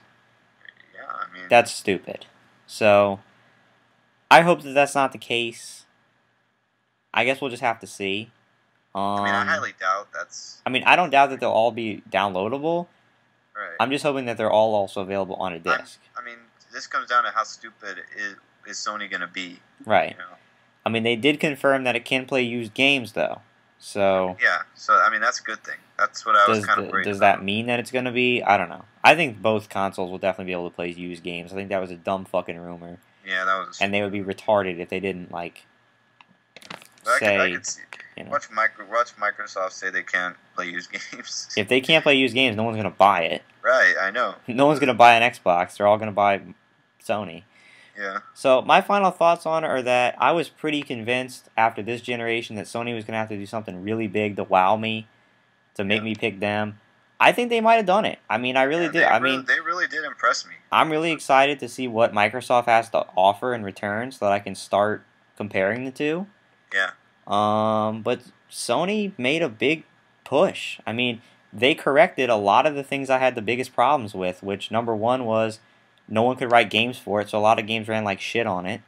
Yep. The voice communication looks like it's going to be fixed.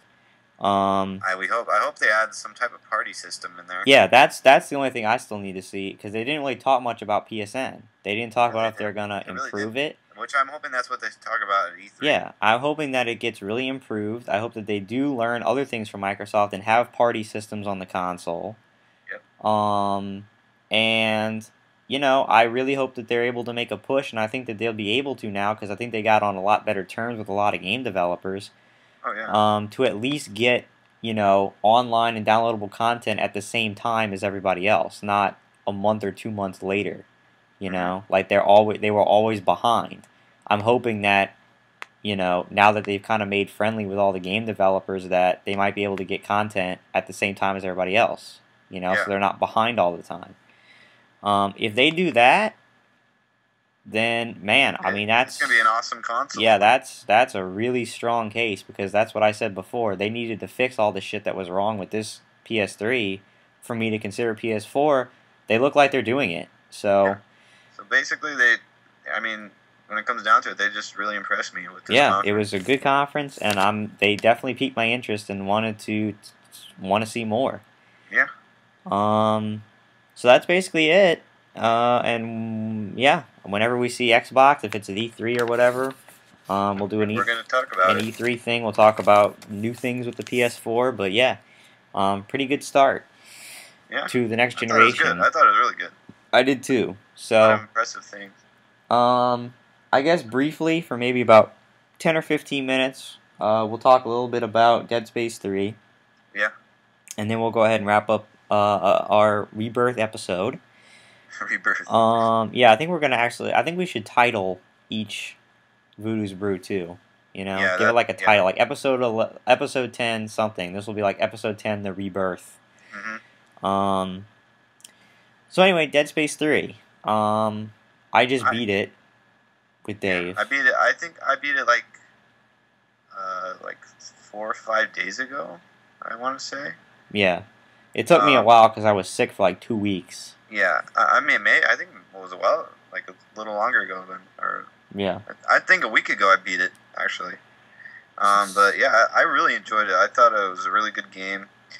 Compared to Dead Space 2, I didn't think it was as good as Dead Space 2, and you know, along the lines of like being scary and you know, being suspenseful and stuff. But I mean, I thought it was a really good game, nonetheless. So I think Brandon and I are going to have some differing opinions here, which is good. Yeah. We can embrace debate here, which is good. I like the game, but I also had a lot of problems with the game. And again, keep in mind, I talked about this in my review, that I'm a very critical gamer. Like, I'm probably one of the harshest critics you're going to find, just because it's how I am. Like, I review everything with a highly critical eye. And there were a lot of things about the game that bugged me, to be completely honest with you. One of the biggest things that I think really got me about this game was I didn't think the writing was very good at all. Like, I thought the dialogue was abominably bad.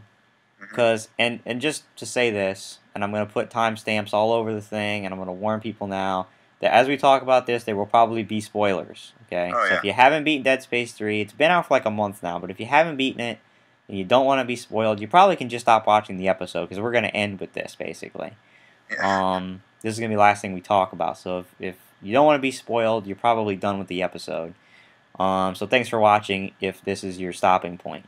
I love you. We love you. But if you've beaten Dead Space 3 and you want to hear the rest of it, we'll continue. But it seemed like the majority of the game was Isaac and Norton arguing over Ellie like a couple of high school kids. Yeah. And it bugged the shit out of me. Even some cutscenes had that like plot of it. Every time they talked, it was about her. Right. And he's like, she's mine now. And he's like, shut up. He's like, you're an asshole. Screwed a couple times. Screw you. Blah, blah, blah. And it was like, you know, you're on this mission to basically save the human race. And one of the parts was really stupid when when you went down into the beast and you came out and you're trying to get off that little, what's it called? Like I guess it was like an elevator, and he locks you in. He locks you in, and then to get out, you just use stasis on the controls, and it pops right open. Yeah. It's like, what the fuck? Like, oh yeah, you really stuck it to me. I know. I'm just gonna use stasis because this this elevator control is conveniently controlled by stasis. Yeah. And I'm just gonna go boop, and it's open. It's like, what the fuck? Like, what was the point of that? So I thought that the dialogue was just bad. I really did. It did. It bugged me. It took me out of the experience of the game, and I didn't like it. This Dead Space 2 had awesome dialogue. Yeah, it almost seemed like it wasn't written by the same people who wrote the first two. Seriously. Another thing that bugged me, and this happened twice, and I'm gonna say this again, giant ass spoilers. Okay, so fucking flags all over the video. Yeah. If you complain about me spoiling the game, you're an asshole, because I told you like 18 times that I'm gonna spoil it. But twice, not once, but twice, they did, and not even well done, cheap ass death fake outs that made me cringe. Okay, the first time was with Ellie in that room with the gas, that flammable gas. Now that was towards the end. Yeah, but it was still, that was the first time they did it. Yeah. You basically clearly saw her get enveloped by flaming gas. Right. Like, the gas was all around her. That part was stupid, by the way, anyway, because you had to start running immediately toward the door, I know, or you would get burned up, and you didn't even know that. Actually wait for anyone. Yeah, you couldn't wait for 2 seconds, or you're instantly dead. Yeah. There was no way for her to escape that. Seriously. There was burning gas all around her, and that was the only exit out of the room. Somehow she fucking survives that. Yeah. And even if she had died there, it was a lame death scene. Because he's like, she's just like, oh, I'm not even going to attempt to get in the elevator. And Isaac's like, okay, and he closes the door. Yeah, he's like, I love you. And she's like, they're dead. And he gets over it really fast. And yeah, he really does. Okay, just like, she got over it really fast when he shot the dude in the face, too.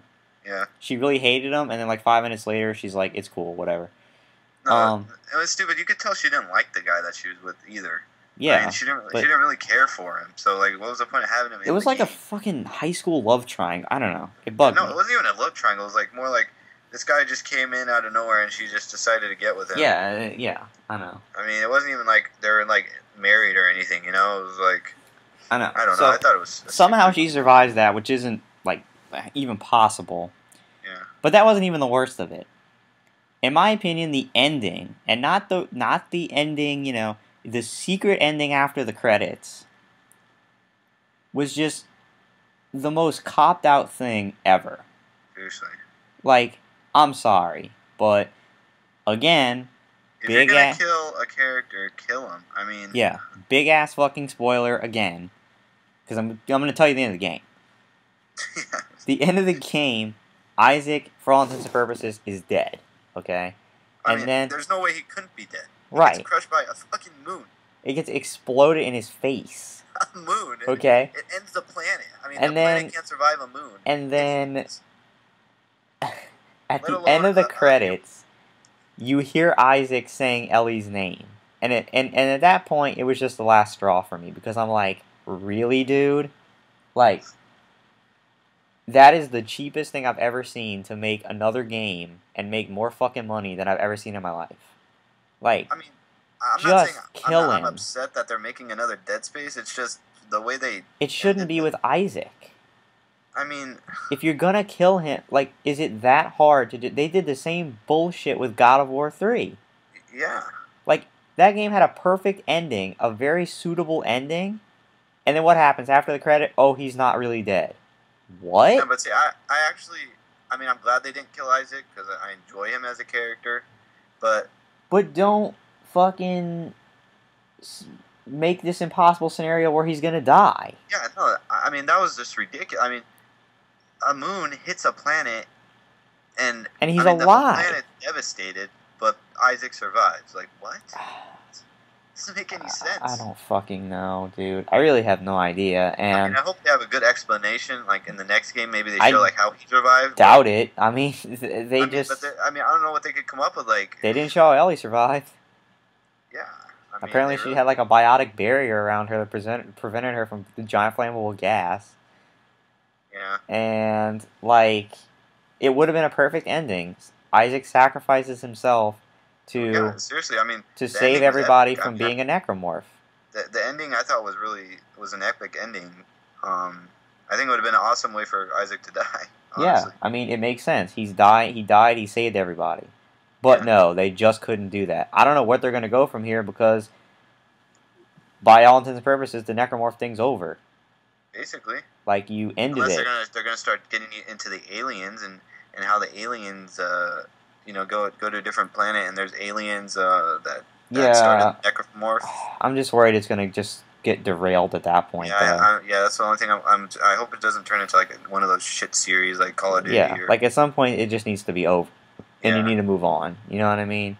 Yeah. So, in my opinion, it was my least favorite of the three. I thought 1 and 2 were just better. But as far as graphics go, I thought it was amazing. Yeah, I mean the graphics are great. At this point, I expect that though. Kind of like it's a negative if the graphics aren't great. No, but I'm saying like compared to the other games, it's well, yeah, but it's also Dead Space 2 came out in 2011, so 2 years ago. I mean, yeah. But and then the gameplay I thought was really fun with the weapon crafting and stuff. It was, but one of the things that got me was why did they only let you carry 2 guns? Yeah, I mean, in the other game they let you carry 4. Right, they let you carry 4, but this game is all about weapon crafting and all these new weapons, but you can only carry 2 guns. Yeah, and then you get this stupid bot. You get a stupid bot, which I just always forgot to use because you're not thinking about it. I actually used it a lot. But I tried to use it, but like there was a bunch of times where I would just realize like shit, I just ran through like 4 rooms and never checked. Yeah. But it's like you're running through fighting necromorphs, like you're not really thinking about all the time. I need to put a scavenger bot down. They did do a good thing with it where they made a beep when there's like the materials around, so it kind of reminded you. So that, yeah, well, I could never hear that because Dave and I were just talking over it. Oh yeah. I guess that's one of the things of doing co-op over single player, Yeah. But I mean, probably the best part of the game for me, and I know you didn't get to do this because you play single player, but it was the co-op missions with Carver, because I mean, it was cool because Dave was playing as Carver, and on his screen he would be seeing all this crazy shit that was going on in his head. I saw like a trailer on that. Yeah. Yeah, and it's cool. Unfortunately, if you're the dude playing as Isaac, you get the shaft because you don't get to see any of this. Yeah, Isaac didn't have any dementia. Did you notice that? No, I guess he was just over it. Yeah, I mean, what the hell? So, like, why did they take that element out of it? I have no idea, but I mean, because the marker wasn't destroyed yet. And it was marker wasn't destroyed, so he should still have the dementia. He should be getting like substantially worse. Yeah, it should be worse because he was next to the main. Yeah, I didn't. Marker. In my head, I didn't realize that this was something that you can just like get over. Yeah, but I thought that was a really stupid thing that they did. They took away his dementia, which was a really cool aspect in other games. It's what made the game so fucking scary, especially in Dead Space 2. Yeah, Dead Space 2 is. I think they did everything right in Dead Space 2. Yeah, I feel that way too. And there were other parts of it. Single player, it was stupid because there'd be Carver. Carver would be with you, and then there would be some weird way that you guys got separated again. Like right. There'd be like in single player, there'd be like you're standing right next to him, and then all of a sudden he's like, "Hey, I'm gonna go check this over here," and then the bridge breaks, and you can't. You have to. He's like, "I'll meet you over here." Yeah, it's just so convenient. Yeah, it's just so And like it was weird when you play co-op because like Carver would teleport because like you would both be running like in the beginning when you have to jump from the train onto like that fucking moving thing. Like in the game, you'd both be running and I would jump as Isaac, and then all of a sudden Carver was already on the fucking plane, like helping me up. I was like, what? They was behind me. Yeah. So that was kind of stupid, but there were also parts like that part where you had to rappel up the fucking thing and you had to stasis those rocks falling. Yeah. And I think they kind of screwed up with just putting co-op in. I think they should have put a multiplayer element into it. Kind of build upon the last one. Like I didn't really like the last multiplayer. Trying to make it better, like maybe like a survival, like horde type game mode or something with all the necromorphs, or I don't know. I think they should have added something to that effect. Yeah, I mean, trying to do that part of the game co-op was just fucking ridiculous, and like it took us literally half an hour to beat that because you have to stasis the things at exactly the right time, and if you even come close to touching one of those things, even though they're in stasis, your body explodes in death. What things? Like the rocks or the pieces of rocks that were falling that you had to stasis. Like that part where you had to climb up the mountain with the rope, and you had to stasis those things. Oh, okay, yeah. There was like that. That wasn't. I remember that. That was impossible, dude. Yeah, and imagine trying to do that co-op. You had to stasis it, then get past it, but there's a thing right above it. Yeah, that's swinging. So you had to wait for it. I mean, it was like. And when you had to stasis when it was all the way to the right, and then sometimes you would jump over there and you jump just a bit too far. Yeah. And you would touch it even though it was not moving because it would be in stasis, and your body would just rupture.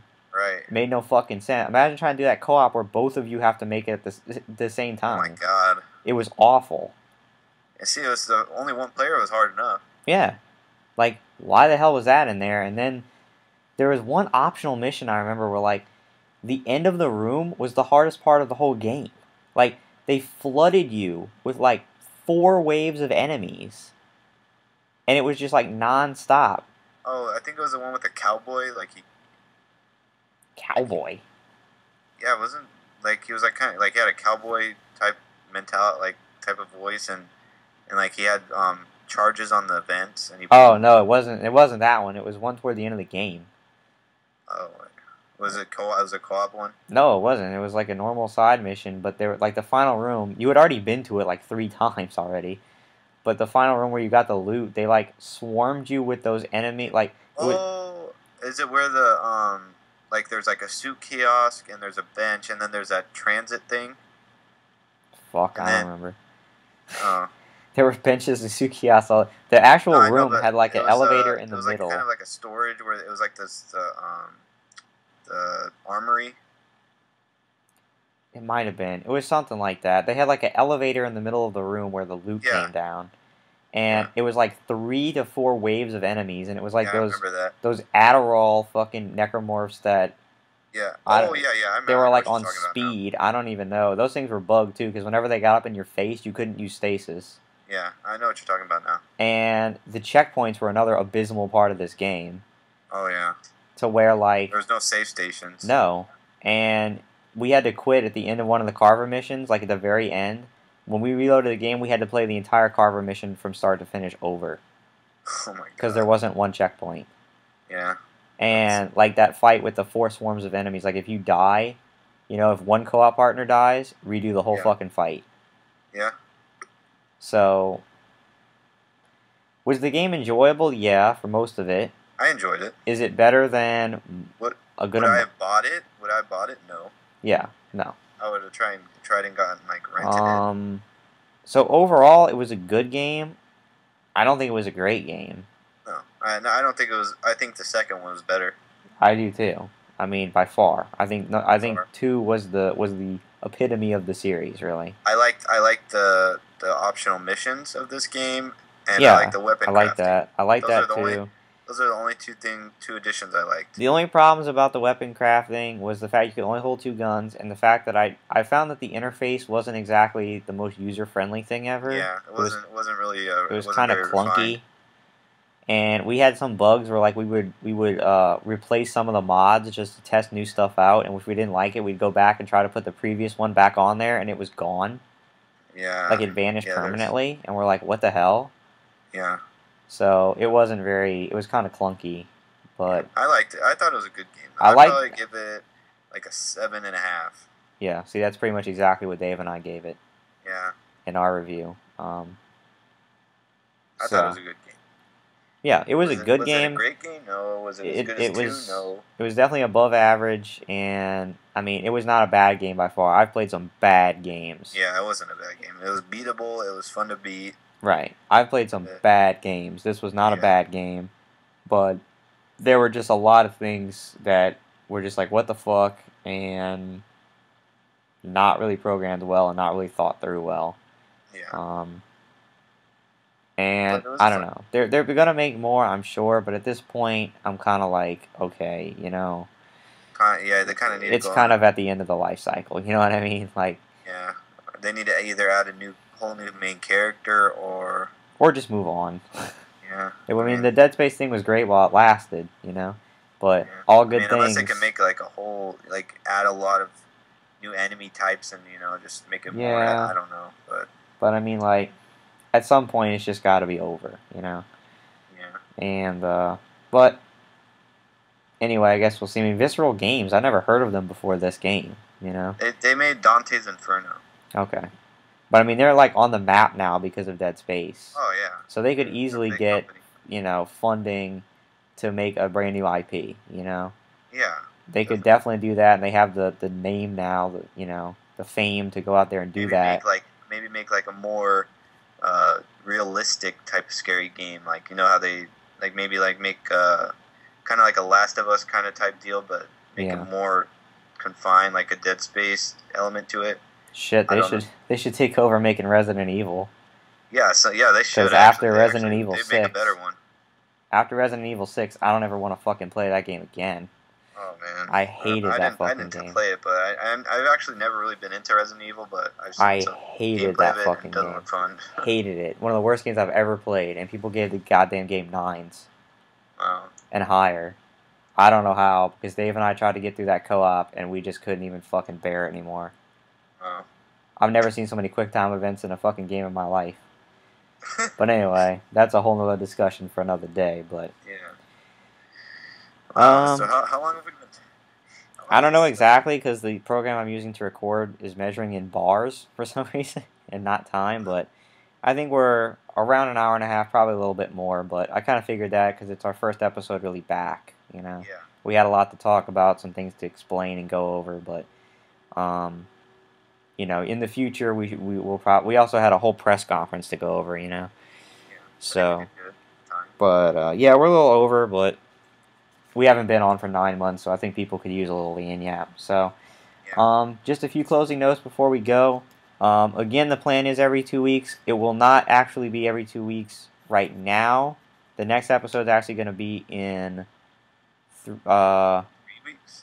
I'm trying to figure out because Should we? 3 weeks. Yeah, it's gonna be Or 3. should we do one next week?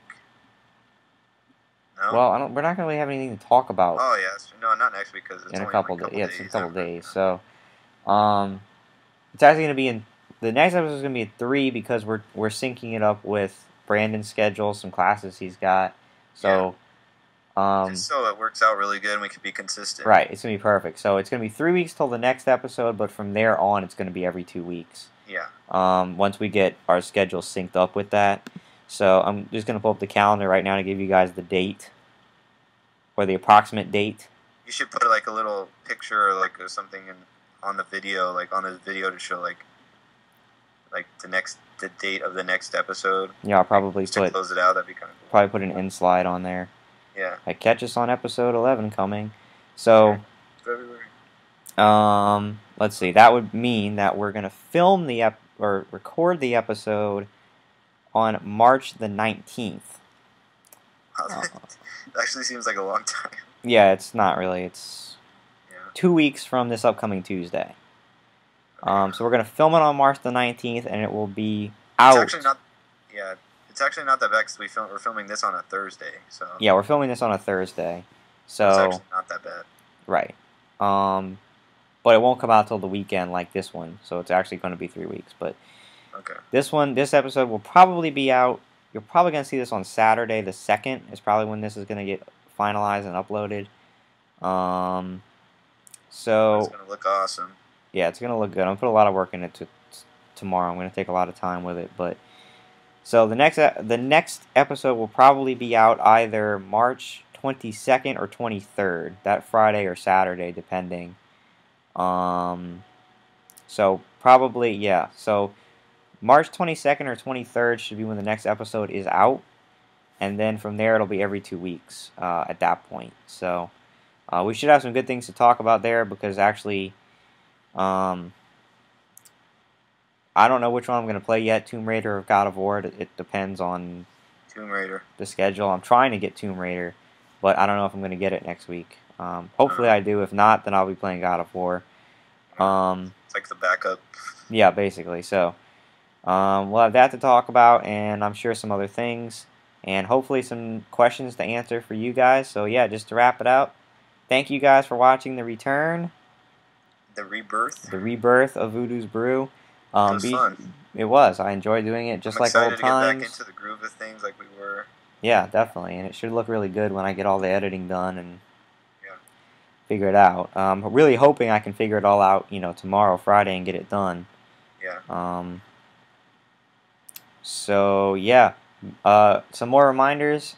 Number one, don't forget to leave questions on this video, and for people leaving good questions, we will answer those questions on the next episode. Oh yeah, and screw you, Poland. Yes, we have to start that. I'm actually going to start keeping track now, Yeah. so you don't mention them this twice. victim is Poland. I'm going to start quizzing you. I'm going to start calling you out if you say twice. So Yeah. today is Poland, the Poland. country that we're going to ridicule today. And yeah, so leave questions. We'll answer those on the next episode. And be sure to, guys, leave your feedback about what you thought about this episode, what you thought about some of the ideas that we talked about in this episode, and Your feedback. yeah, any new ideas that you guys have, some things that you like us to do. Questions? We're very interested to hear from you. So it's good to be back. Thank you guys very much for watching. Screw you, Poland. Josh here, Brandon there. Good to have him back in the fold of things. Yeah, trying to get back into the YouTube community with you guys and hopefully bring some funny content. Yeah, cool stuff, definitely. Looking forward to it. So, all right, leave your feedback. We will see you toward the end of March, either the 22nd or 23rd. Should be the next episode. So, all right, cool. Thanks for watching. Screw Poland. And yeah. And yeah, we are out. All right, see ya. So peace out.